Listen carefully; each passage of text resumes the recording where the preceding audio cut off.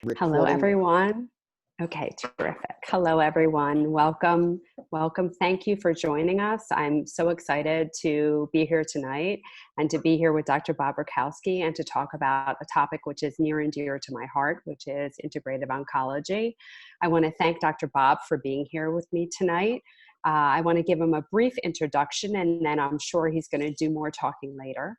But for those of you that don't know Dr. Bob, he is a chiropractor, a kinesiologist, a certified clinical nutritionist, a certified biological terrain instructor, which I don't even know what that is, but I'm very interested to learn about that, and the clinical director of the Natural Medicine Center in Houston, Texas. In addition to running a busy practice, he has lectured internationally for over 24 years on various topics in natural and lifestyle medicine. He's appeared on numerous TV programs and international radio talk shows. He is a recognized expert in functional endocrinology and in-office diagnostic procedures to assess nutritional status. His clinical experience ranges from treating elite professional athletes to critically ill patients with a variety of cancers and autoimmune diseases. Welcome, Dr. Bob. Thank you so much for being here with me tonight. I'm excited to share this with you. Yeah, This will be it's going to fun. be really great. For those of you just joining, or if you don't know me, I am Dr. Jenn Simmons. My company is Real Health MD. It is a functional medicine practice and a holistic healing center. I spent the last 20 years in the cancer space. I am a board certified breast surgeon and spent the majority of my career in breast surgery, and only till just recently did I move over to the functional medicine side of things. I want to tell you a little bit about the why and my story and what got me here today. I'm going to back up about 3 years, and I am in a very busy breast surgery practice. I'm a solo practitioner, and I am delusional and think that I am Superwoman. So I'm running an exceedingly busy practice as one of the top breast surgeons in Philadelphia.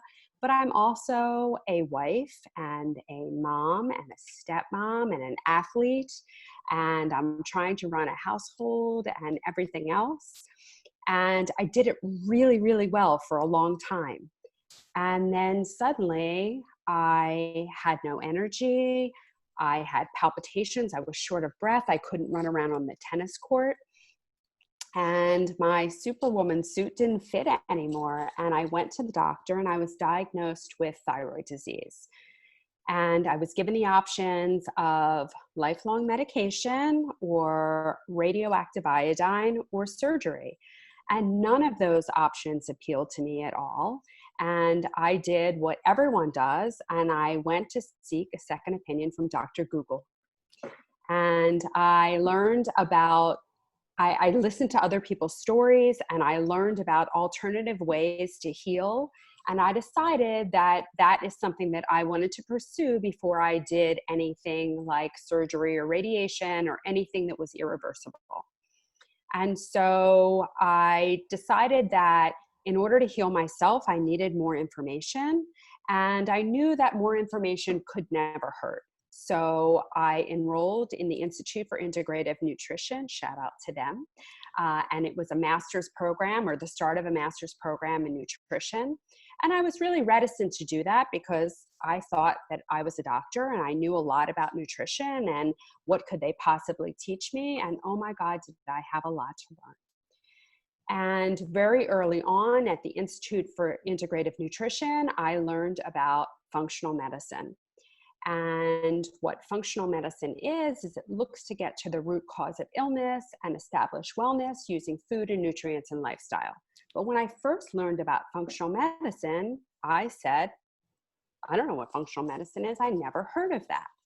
And quite frankly, in my training as a physician, and I am a traditionally trained physician, I went to Jefferson for medical school. At the time, it was a very elite medical school. It was on the number 14 school in the country, according to US News and World Report. And I got a fine education, but I got an incomplete education, and I didn't know that until much later. because in traditional medical schools, and Dr. Bob, you know, because you have about 300 hours of training on nutrition when you go to school for chiropractic. When you go to school to learn to be a physician, we had 15 hours of nutrition training. They basically taught you about rickets and scurvy, and that was it. So as a traditional medical doctor, and once you finish medical school, there is absolutely no information on nutrition in residency or in practice. So never is there any value placed on that at all. And you can't even find the information if you want it. So as a traditionally trained doctor, I was trained to diagnose and prescribe. Those were the two things that we are trained to do. And we're trained really well to do that, but that is all we're trained to do. So I got out and I finished my training and I become a surgeon, and I'm thinking that I'm treating a disease in isolation. And I was thinking when I was trying to cure my thyroid disease that I was treating a disease in isolation. But it turns out that that's not the case, because these diseases, any chronic disease, doesn't exist in isolation. These diseases exist because there is a cascade of events. There's a continuum of disease. There is a spectrum of illness. And all of this happens along a continuum. You don't go from being well to having cancer in one foul swoop. So I used to give the explanation to my patients that the reason they got breast cancer was because it was a perfect storm. It was a bunch of random events that happened at the same time that led them to get breast cancer. But as it turns out, that's not true. What happens is that your immunity gets worn out over time because of underlying inflammation. And it's inflammation that is at the root cause of most of the diseases that we know.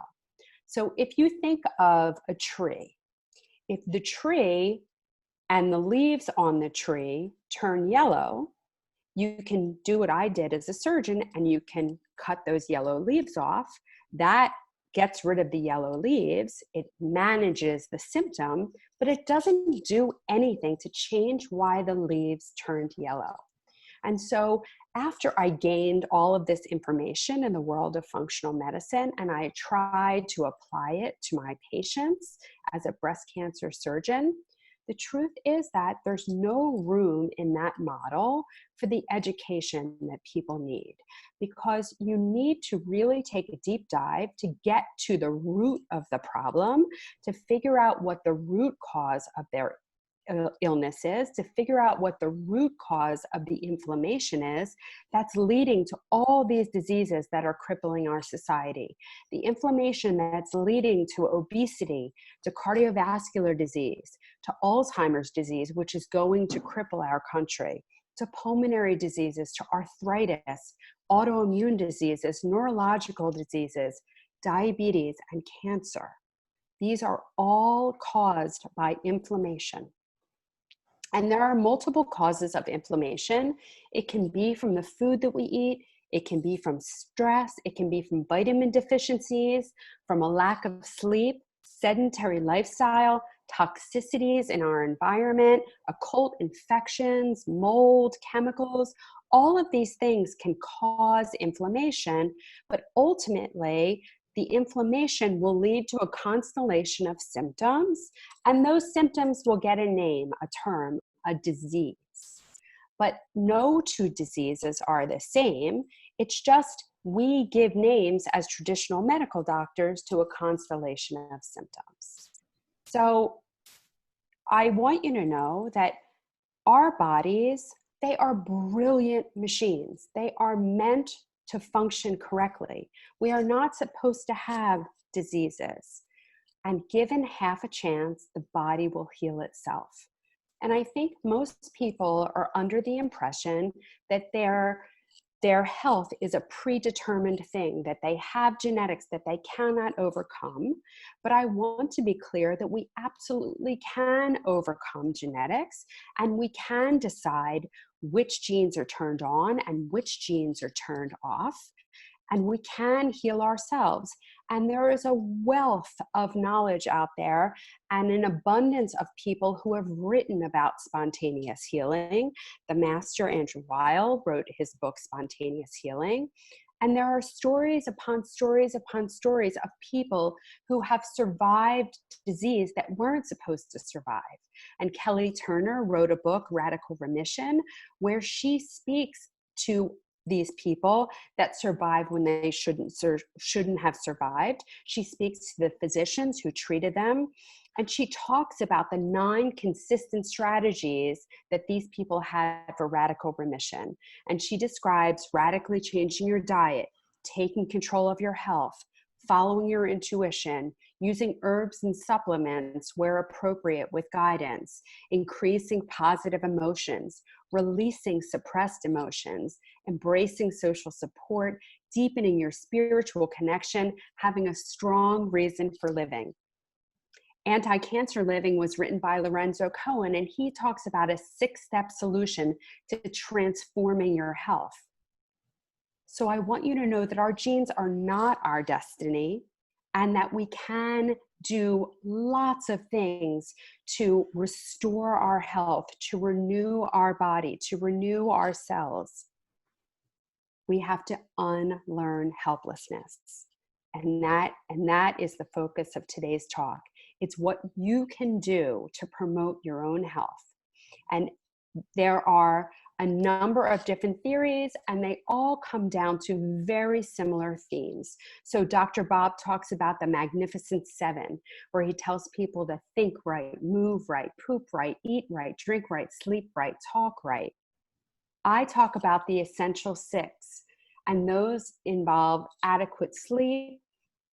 And you'll hear stories all the time about people who only need 4 hours of sleep or 5 hours of sleep, and it's simply not true. Sleep is the time that our body rests, it repairs. That is the time when our body is supposed to reset itself. And if you don't allow it to do that, you just don't get healing.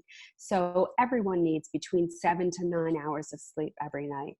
We need to have a purposeful life, a reason for living. We need to manage the toxins in and around us, what we put in our body, what we put on our skin, what we take in, what we breathe in.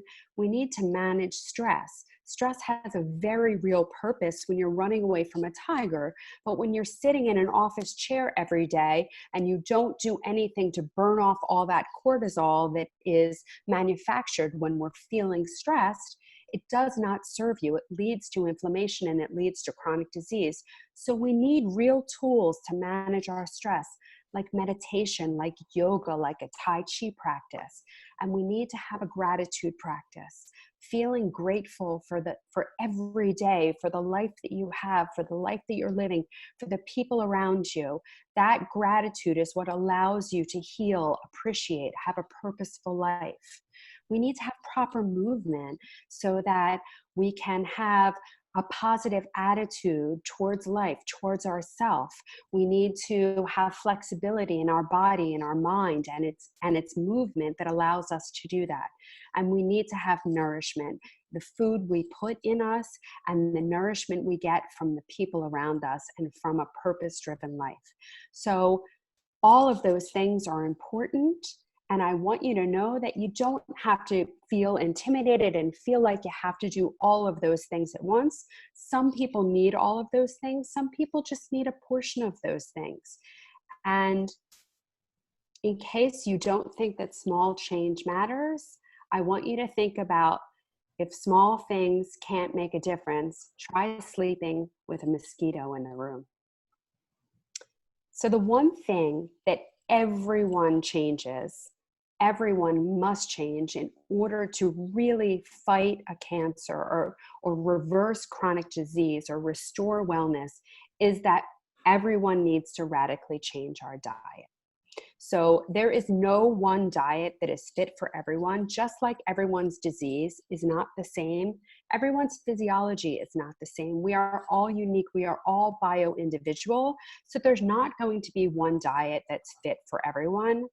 But the reason that diet is so important is because as humans, most of us are unaware that genetically we are only 10% human. The vast majority of our genetic makeup is in our microbiome.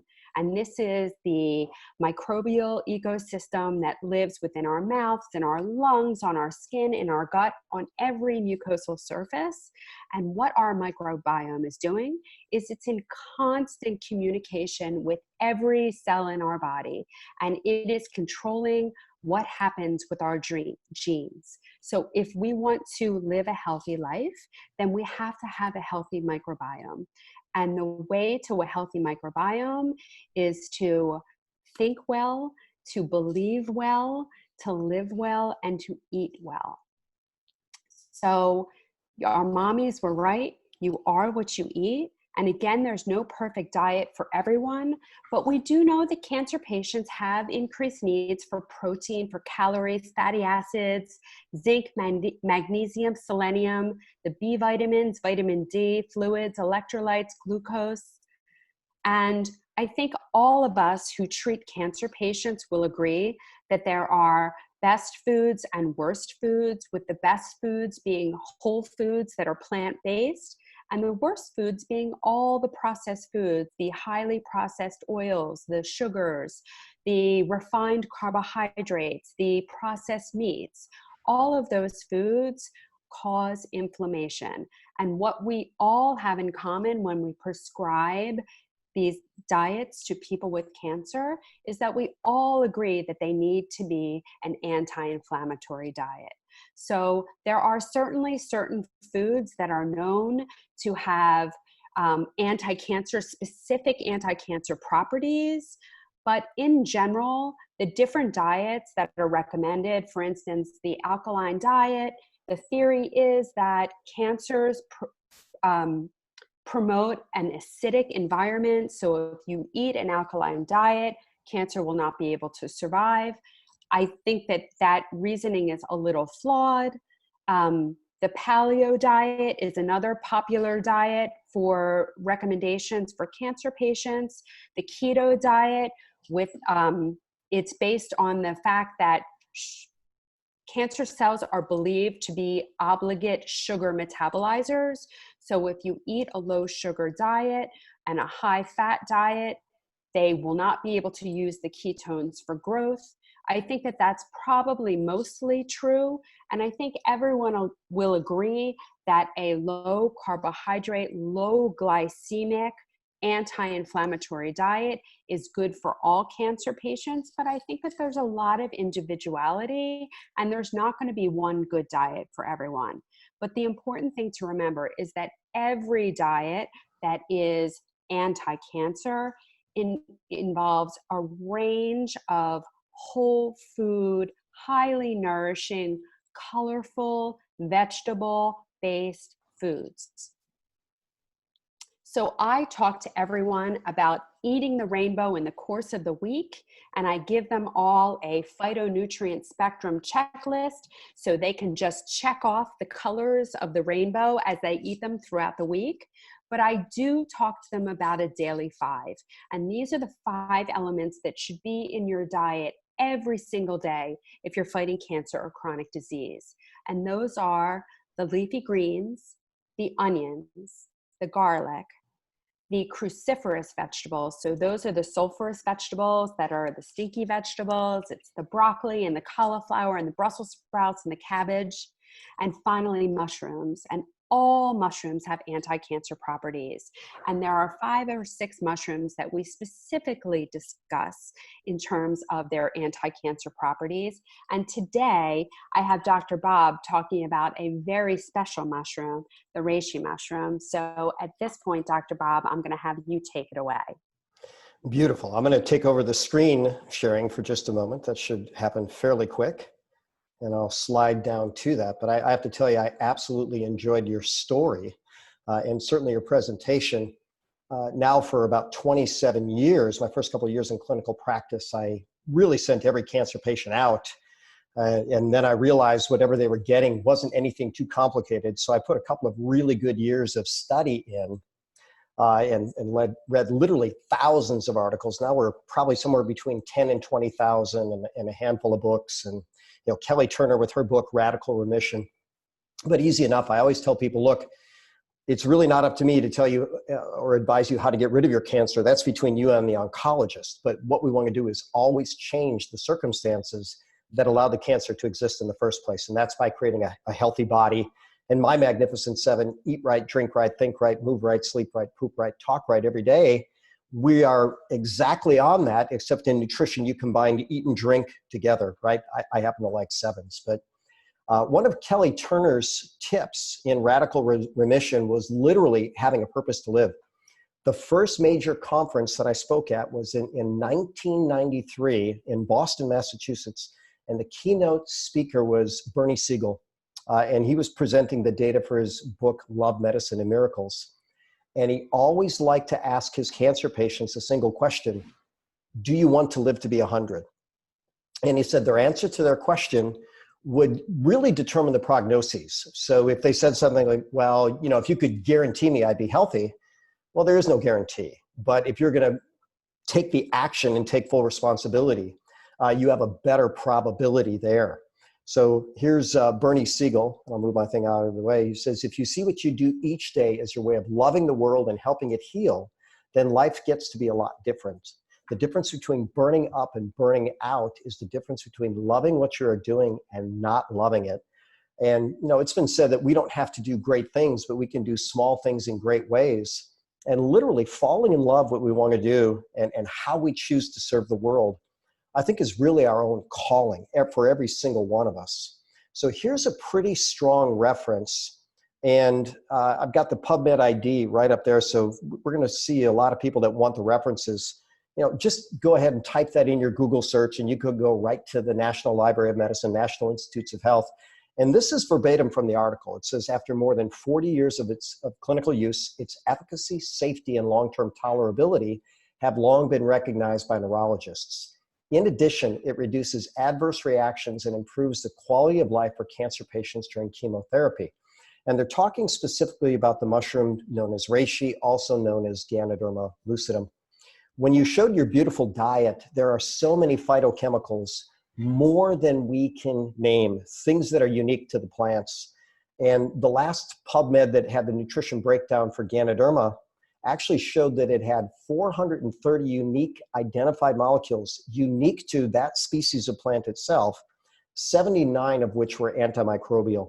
And certainly a bunch of them can enhance immune function. It modulates the inflammatory process by at least 12 proven mechanisms. By many references, it's considered the most alkaline food on the planet. And we'll show later that it actually can prevent chemoresistance. That's per the peer-reviewed medical literature, and protect the body from some of the harmful effects while enhancing the killing effects.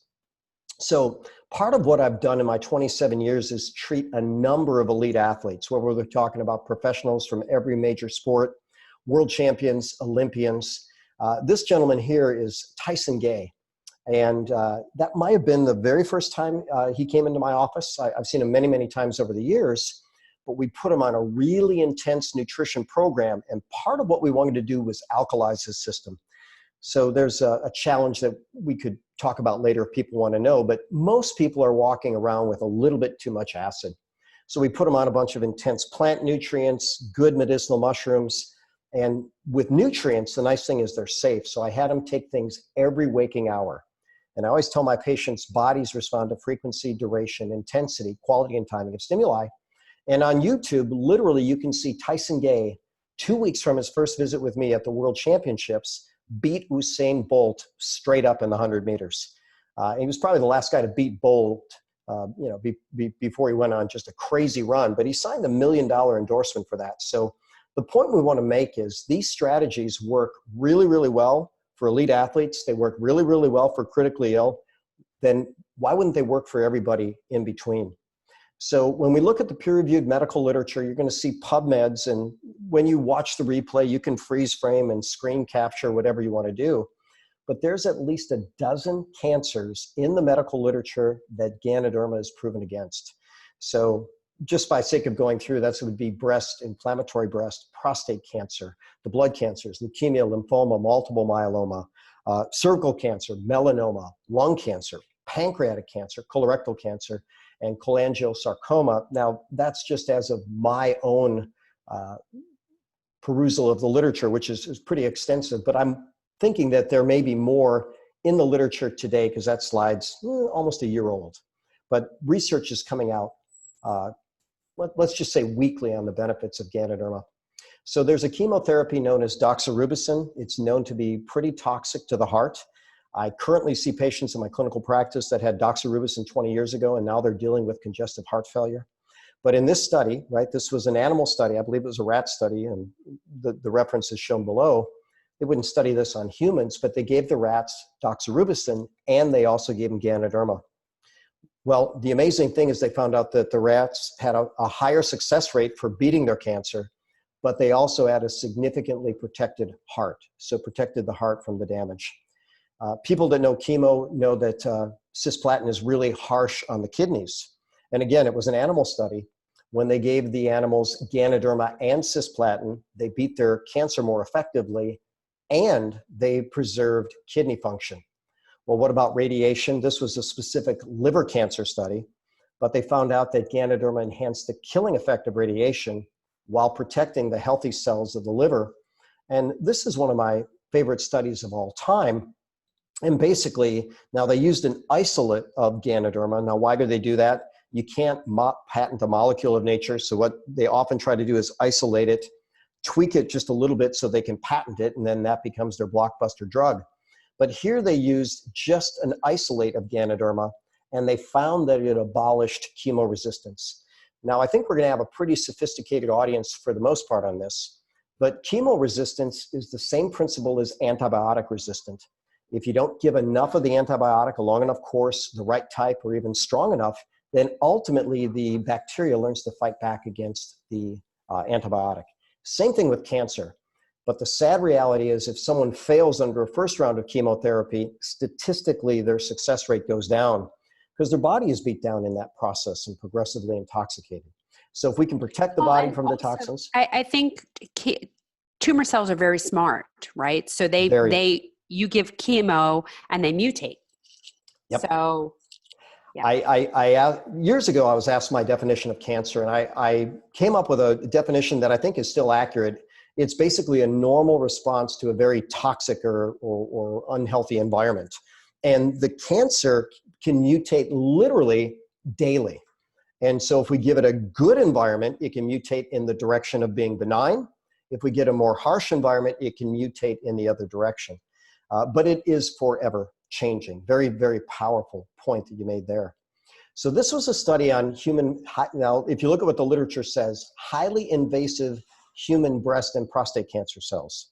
So as I tell people, unless it's a brain tumor that's non-operable, people rarely die from a single solitary tumor. But when it metastasizes, this becomes very complex. So if we can keep any type of tumor cell from metastasizing, you as a breast surgeon, I'm imagining there's thousands of women that once the surgery was complete, guess what? Their body is eradicated of that cancer. Now it's their homework to change the environment. But surgery can be, for a period of time, curative. But once Absolutely. It metastasizes, we know that that's not the option anymore. It becomes so much more complex. Right. It's a systemic disease at that point. About 10 years ago, I lost my best friend to melanoma. And it was very tragic. He was, appeared to be just an absolutely healthy guy with a great life and a lot of reason to live. And, by the time his melanoma was diagnosed, it was, stage 4, and it was a real bad circumstance. We put him on a very comprehensive program, but I didn't have the same arsenal that I use today in terms of high dose medicinal mushrooms, including reishi. But here's a powerful study that shows that Ganoderma literally eradicates the blocking effects of fibrinogen. And so the way I like to describe this is the fibrinogen helps the cancer to essentially evade the immune system, more or less hide away from it. So it's like pulling the mask off the wolf in sheep's clothing. And therefore, if it's exposed to the immune system, we have a better probability. I also have, by the way, a stage 4 melanoma case on my Facebook page where the guy only had one surgery for the primary tumor and just got better, better, better. And 4 years later, no evidence of it anywhere in his body, and he's healthier than ever because he took the right strategies to change the environment of his body. I co-lecture with Dean Ornish a number of times at different conferences. And Dr. Ornish has a great study that he actually published in collaboration with the National Institutes of Health. And what they did is they did gene mapping of prostate cancer cells. And then he says, okay, we're going to give people a fairly simple program: diet, plant-based, exercise, moderate and in tune with what the people liked, and stress management in terms of meditation. That 90 days, they went back and they mapped the gene expression from those cancer cells. And they found that they were able to downregulate or turn down the light switch, the dimmer switch, on over 500 genes related to cancer. So one thing that was pretty fascinating about that study is Dr. Ornish was interviewed by CNN. And the interviewer asked a brilliant question. She said, you know, if these changes appear to be so easy, and they seem to be, why aren't more people doing them? And Dr. Ornish had a brilliant answer. He said, we associate pain with change. We associate pain with diet. We associate pain with exercise. And quite simply, he said, sustainable changes must be pleasurable. So what we've done, and it's part of the reason why we're on this Zoom together, is we've both partnered into a business where we can actually help people get healthy choices through coffee and tea, things that they're doing every single day. So we basically have USDA certified organic Ganoderma infused into coffee and hot chocolate and tea and even shakes if people want a meal replacement and are looking towards body composition. So just to run full circle on what we said and did, I talk about the Magnificent Seven. We really talk about the same thing as really almost everybody else does. You've got to eat right, drink right, think right, move right, sleep right, poop right, talk right every day. And by the way, poop right is my one syllable for detoxify right. And we seem to agree across the board. There's one thing, I'm a big sleep guy, and what I'll tell you, Ganoderma has proven to be a GABA facilitator. So in human clinical trial, people that consume it fall asleep faster, sleep deeper longer, wake up more refreshed. And just because it's entertaining and not at the same time, there was a US military study on sleep deprivation. And they found that when soldiers went on less than 6 hours a night sleep for 6 straight nights, they actually functioned as if they were legally drunk. That was their level of physical competency and even decision making. So, you know, I always tell people, we don't want legal drunks running around with high-powered weapons.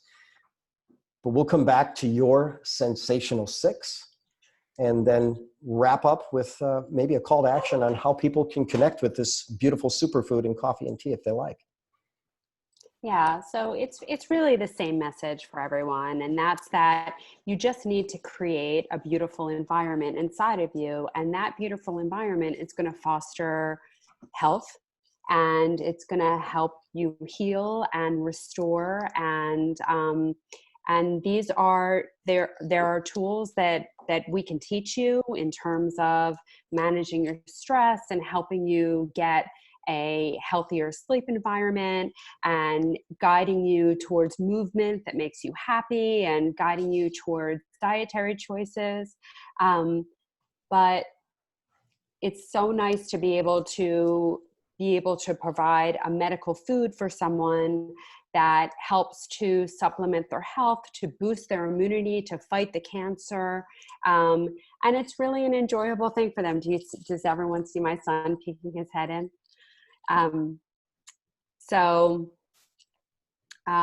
If anyone is interested and wants to reach out to me, I can help you with this. You can reach out to Dr. Bob. But I think at this point, we'll take any questions if there are questions. I had a couple of questions that I wanted to ask you, Dr. Bob, if that's okay. That's a great way to start. Absolutely.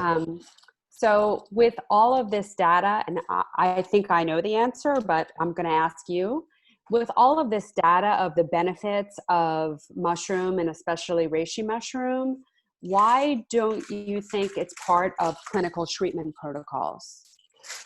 Well, you know, people often may not like my answer, but, you know, the bottom line is when you look, since this molecule is not patentable, there's not much money in it, and it's not very controllable. I'll give an analogy. I gave a lecture at a major orthomolecular conference in Sao Paulo, Brazil, about 20 years ago. And there was a hyperbaric oxygen researcher putting up post-stroke data on patients that were, given hyperbaric oxygen with dramatic recovery. And I went up to him afterwards and I said, "Why are you not teaching this in the US?" And he said, "Bob, I can't get an audience." And I said, "I don't understand." He says, "There's no money in this." And he felt that economics was a big part. But as you mentioned, you had a phenomenal education for what you were trained to do. And as a surgeon, I trust that, if I ever knew anybody that needed breast surgery, I would try to coax you out of surgical retirement and come back in, and because I can see your heart and feel how you care for your patients. And that's what everybody needs. And they need a doctor that's an expert in what that doctor is doing.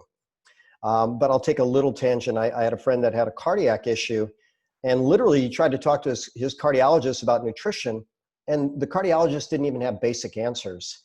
And when he talked to me about that, I said, "Look, if you're having a heart attack or a major cardiac event, that's the man you want to see. If you want to prevent it, come talk to me," right? But together, that's where we have the best impact. People that are trained in medicine are experts in medicine, but for the most part, they're not experts in this, but this has a lot to offer. Nature has a lot of solutions. Not all, but a lot. But I think it's important to note that I don't suggest that people forego chemotherapy or radiation or any of the traditional treatments. It's not that I don't believe in them, but I think that you need to take a long, hard look at these therapies and the efficacy of these therapies. So when you look at these therapies across the board, why doesn't chemotherapy work for everyone? Well, it doesn't work for everyone because not everyone has the exact same disease. But when you add in these therapies and you restore your own environment in your body, that makes chemotherapy a very different treatment and a far more effective and efficacious treatment. And it's the same for radiation. So when you use these tools in conjunction with traditional therapies, it's a whole different game. It is, and the studies show that. Studies show that when people do an integrative approach, whether it's stage 1, stage 2, stage 3, or stage 4, and stage 4 had the biggest differential, integration was always better than one focus. Right. So my other question for you is, and I think I know the answer to this too, but why not isolate the chemicals? Why not just isolate the Ganoderma? Why have people eat the entire fruiting body or these spores? Why do you recommend that? Well, first and foremost, there's value to isolates, but nature doesn't deliver them that way. So I had a master herbalist in my office about 25 years ago, and I wrote the foreword to his book. And here's the first line and the very first thing he taught me. There's a synergy in nature that can't be duplicated and can't be isolated. So when I go back to your plant nutrient recommendations, they're phenomenal. And you want people to get the rainbow every week because every color has a different phytonutrient blend. But I'll give a quote even from the Journal of the American Medical Association, which goes back about 26 years at this point. And here's what it said: at every step along the road to malignancy, plant nutrients tend to reduce the likelihood of transmission to the next phase. So keep in mind, if the cancer is already there, the next phase may be metastasis. Plant nutrients tend to reduce the likelihood of transmission to the next phase. So we could talk about, whether you're talking about indole-3 carbinol or whether you're talking about glucosinolates, whether you're talking about green tea catechins, these things all have value and they've been isolated and they've been used effectively, but nature packages them all together. And I believe in that synergy. There is a synergy in nature. So I think there's room for both. I think if you have an isolate that works well, give it because you can give it in increasing quantities, but let's bring in all the buffers as well. Yeah. What I tell most people is that our bodies recognize all of these nutrients and all of these phytochemicals in the food, that they may not recognize it the same way when we pull it out. So it's just so important to have a whole food, plant-based, mostly vegetable-based diet? That's almost universal. You know, when you're talking about the diet, there is no one diet. The experts will never agree on one diet, but they do agree on one worse diet. And that would be the standard American diet or the processed diet. For And sure. we For get sure. people that come into this country with a very low risk of cancer. And once they're here for a decade, the risk comes back to what our risk is because our environment is just so different. So together, we are changing that. We'll continue to change it. And person by person, you know, that's not how you change things super fast, but one by one, let's make the world better. Yeah, absolutely. Absolutely. And if you help one person, right, that's my purpose-driven life. And you do it well. There's a chat question. So it was just a very nice compliment from Ali. Brilliant information. Thank us both for sharing. Well, thank you for joining in. We're going to post a replay of this. And if you know someone else that can benefit, please let them know. And then one of the things I like to tell people is we're going to share this with a bunch of physicians, and some of these people have partnered with us as well as, you know, for sharing Ganoderma around the world.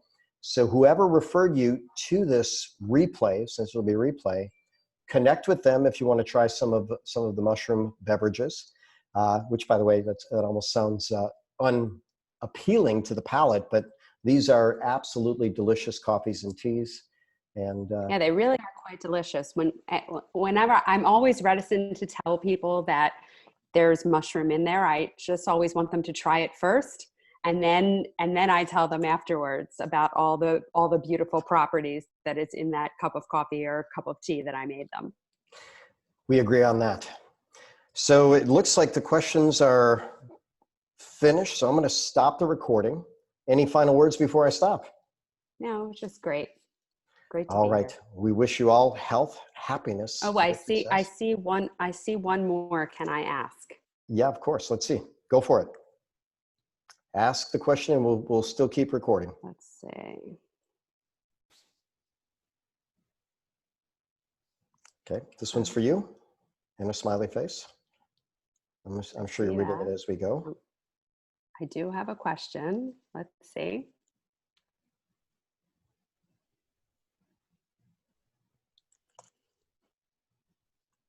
Sometimes a slow connection can lead to a slow response. Reading a lot about the mushrooms, Carolyn? Is that what you've been reading about? Yes. Diet? Okay. And diet.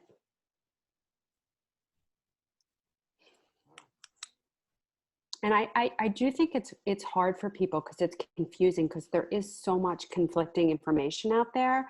And a lot of the information people are not getting from their traditional medical doctors. I remember sitting through conference after conference after conference, and the message that people are getting from their medical oncologists, and again, it's not the medical oncologist's fault because they're simply not trained, but they're just getting the message that what they eat doesn't matter. So they're told not to lose weight and do whatever you have to do to not lose weight. So eat ice cream, drink milkshakes. And, you know, in the hospitals, the nutritionists are recommending that people get 3 boosts or 3 Ensures a day. And so it's very hard for people to access the information, decipher the information, decide what's right and what's wrong. And even that, it's one blanket thing for everyone. There's no individuality, and no 2 diets are going to work for 2 people. And what works for me may not work for you, and what works for you may not work for me. So it's really an individual process. So I think it's really hard for people to get that information. I'm going to read the question. I've read that the vegan diet increases risk of colon cancer. How do I balance vegetables with other foods the right way? I think it's the opposite. I think vegan diet is touted as decreasing the risk of colon cancer because there were a few studies that linked red meat to colon cancer. I'll tell you that most of our nutritional studies are very hard to interpret because most of them are done with recollection data. So people are asked, do you eat meat? How often do you eat meat? And it's done, over the last 5 years. And quite frankly, like if I had to tell you what I ate 2 days ago, I don't think I could do it. So those studies linking meat or eggs or all those different things to certain cancers, I think are mostly invalid. But I also know that there are clear links between animal products and cancer does require the amino acids found in animal products to grow. That said, I think that there are animal products that are linked to inflammation and animal products that are less linked to inflammation.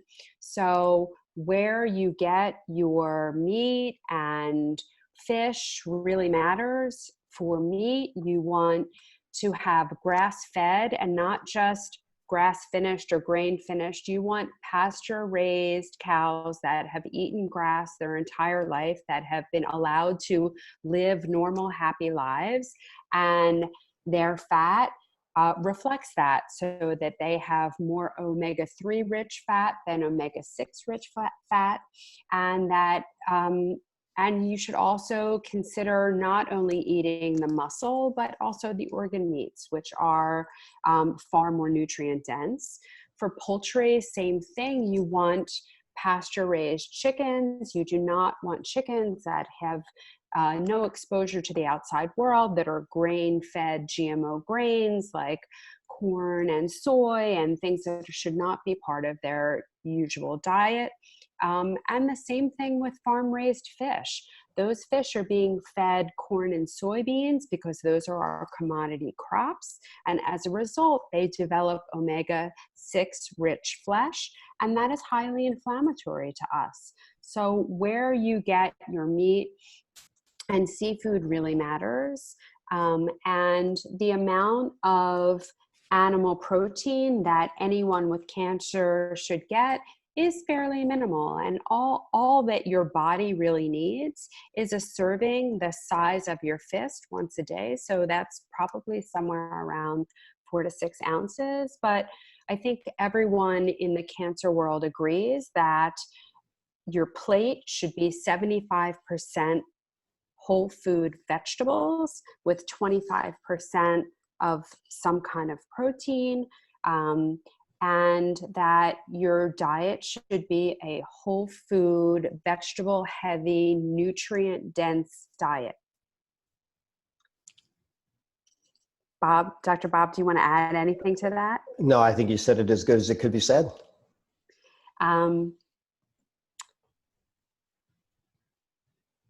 I have another one. When I was diagnosed with an autoimmune disease 20 years ago, 2 major medical institutions told me that there is no diet or food that can heal me.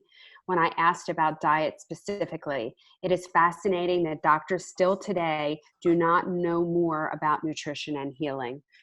Yeah, and that is part and parcel to the problem. And I pray that that will change, and I do believe that it will change. I think it is changing. I think that traditional medical doctors, though they did not get that in their training, they're starting to hear enough in the media and from their patients that I think that they are learning.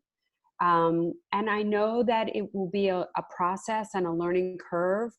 And I think that there are actions in place to try to correct that. I think that they're trying to apply to the medical boards to get nutrition questions on the boards, and that will compel medical schools to start to teach it, because medical schools traditionally teach to the test.